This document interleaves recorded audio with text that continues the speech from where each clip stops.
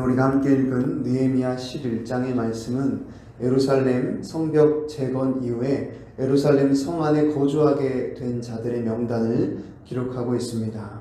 1절부터 2절에서는 예루살렘에 거주할 자를 어떻게 선정했는지를 기록하고 있고, 이어지는 3절부터 18절에서는 예루살렘 거주자들의 명단을 기록하고 있습니다. 이와 같은 본문의 말씀을 통해서 우리는 두 가지 정도 생각해 볼 수 있겠습니다. 첫 번째로 우리가 기억해야 할 것은 하나님의 나라는 희생과 헌신으로 이루어진다는 것입니다.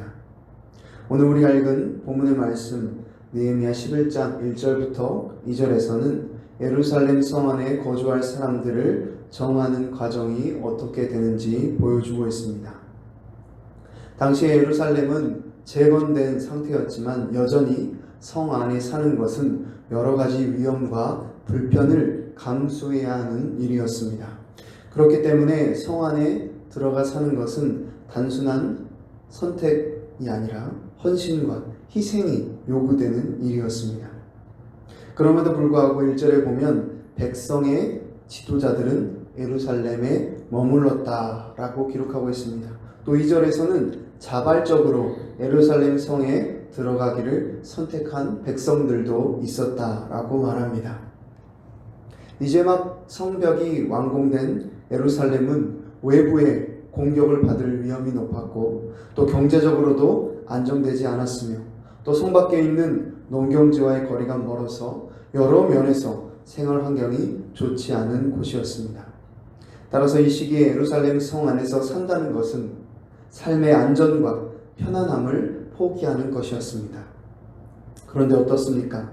다른 사람들을 가기 싫어하는 그곳에 지도자들과 몇몇 백성들이 들어가기로 결단합니다. 무엇을 위함입니까? 하나님의 나라를 세우는 사명을 위해 자신을 내어드린 것입니다. 예루살렘 성은 하나님의 임재와 하나님의 역사하심을 상징하는 곳이기 때문에 예루살렘을 회복하는 길이 곧 이스라엘을 회복하는 길임을 그들은 알았던 것입니다. 오늘날 저와 여러분의 모습은 어떻습니까? 우리의 삶은 희생과 헌신으로 하나님의 나라를 세워가는 모습이 있습니까? 교회와 가정, 직장과 일터에서 하나님의 영광을 위해 나의 편안함을 내려놓고 헌신하며 살아가고 있습니까? 이는 단순히 물질적인 헌신을 넘어 시간과 노력, 마음까지 드리는 전인적인 헌신의 삶이 되어야 하는 것입니다. 그래서 마태복음 16장 24절에 예수님께서 이렇게 말씀하십니다. 이에 예수께서 제자들에게 이르시되 누구든지 나를 따라오려거든 자기를 부인하고 자기 십자가를 지고 나를 따를 것이니라. 또 마태복음 7장 13절부터 14절에는 이렇게 기록하고 있습니다. 좁은 문으로 들어가라. 멸망으로 인도하는 문은 크고 그 길이 넓어 그리로 들어가는 자가 많고 생명으로 인도하는 문은 좁고 길이 협착하여 찾는 자가 적음이라. 아멘. 예루살렘에 살기로 결단한 자들은 이처럼 십자가의 길로 걸어가는 자들이요 좁은 문, 좁은 길로 행하는 자들이었습니다. 이 자리에 함께한 저와 여러분이 나의 편안함과 안정된 삶이 아니라 하나님의 나라를 위해 희생하고 헌신하는 십자가의 길을 걸어가므로 하나님께 영광 올려드리는 은혜가 가득하게 되기를 바랍니다. 두 번째로 우리가 기억해야 할 것은 백성들에게 모범이 되는 지도자들의 모습을 기억해야 하겠습니다. 우리가 함께 읽은 느헤미야 11장 말씀은 지도자들의 헌신을 강조하며 시작하고 있습니다. 1절에서 백성의 지도자들은 예루살렘에 거주하였고 라는 말로 시작하는 것을 보게 됩니다. 지도자들이 먼저 성 안에 거주하기로 결정한 것은 백성들로 하여금 예루살렘에 거주할 수 있도록 귀감이 되고 독려하며 동기를 부여해주는 일이었습니다. 지도자는 단순히 지시하고 명령하는 사람이 아닙니다. 자신이 먼저 행동으로 본을 보이는 사람이 참된 지도자입니다. 느헤미야 당시의 지도자들은 자신들의 안락한 삶을 포기하고 성 안으로 들어갔습니다. 그들의 헌신은 백성들에게 큰 본보기가 되었고, 백성들은 그들에게 귀감을 받을 뿐만이 아니라 그들을 축복하였습니다. 우리의 삶도 이와 같은 본보기가 필요합니다. 예수님을 닮은 삶의 모범을 보여줄 지도자가 필요합니다. 가정의 부모, 교회의 리더, 또 직장의 관리자들은 자신이 먼저 희생하고 헌신할 때 그 영향력이 더욱 커진다는 것을 기억해야 하겠습니다. 또 그렇게 지도자들이 헌신할 때 공동체를 하나로 묶는 강력한 영향력을 흘려보내준다는 것을 기억해야 하겠습니다. 지도자들이 솔선수범했기 때문에 백성들도 자발적으로 성 안에 거주하겠다는 헌신을 할 수 있었습니다. 이처럼 리더의 행동은 공동체의 방향성을 결정하는 중요한 역할을 하는 것입니다. 그래서 예수님께서도 제자들의 발을 씻기시며 내가 너희에게 본을 보였으니 너희도 그대로 행하라 라고 말씀하셨습니다.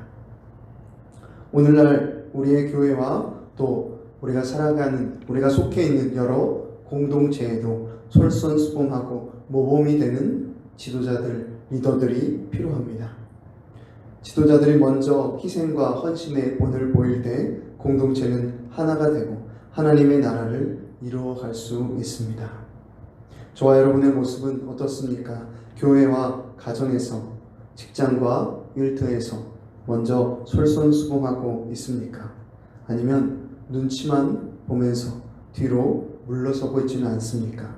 이 자리에 함께한 저와 여러분들이 부르신 자리에서 모범을 보이고 솔선수범하는 자세로 교회와 부르신 공동체를 섬김으로 주변의 많은 이들에게 도전이 되고 은혜가 되어 하나님의 나라를 이 땅 가운데 세워가는 놀라운 축복이 가득하게 되기를 간절히 바랍니다. 기도하겠습니다. 하나님 아버지, 오늘도 우리에게 새로운 한 날을 주시고 이렇게 이른 새벽에 주님 앞에 나와 예배로 하루를 시작하게 하심을 감사합니다. 하나님, 느헤미야 11장 말씀을 통해 우리의 삶을 돌아봅니다. 하나님 아버지, 예루살렘 성 안에 살기로 결단했던 지도자들과 백성들의 모습을 봅니다. 하나님의 나라는 다른 것이 아니라 희생과 헌신으로 이 땅 가운데 이루어져감을 잊지 아니하게 하시고, 하나님 이 땅 가운데 살아가는 동안에 우리의 모든 삶을 온전히 주님 앞에 내어드리게 하여 주시옵소서. 주님께서 제자들에게 나를 따라오려거든 날마다 자기를 부인하고 자기 십자가를 지고 따르라 말씀하신 그 주님의 말씀을 기억하며 쉬운 길, 편안한 길, 평안한 길로만 행하는 것이 아니라 주님의 나라를 위해 잃어버린 영혼들을 위해 희생하며 헌신하는 십자가의 길, 좁은 문, 좁은 길로 행하게 힘쓰는 우리의 삶이 되게 하여 주시옵소서.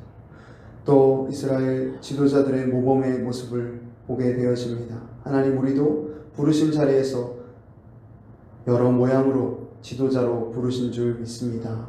하나님, 가정에서, 교회에서, 또 직장과 일터에서 부르신 자리에서 섬길 때 솔선수범하고 모범이 되는 예수님을 닮은 삶의 모습으로 하나님의 영광을 드러내며 공동체를 하나 되게 하고 공동체를 더 부흥케 하는 우리 한 사람 한 사람의 삶이 되게 하여 주시옵소서. 감사하며 예수님의 이름으로 기도합니다. 아멘.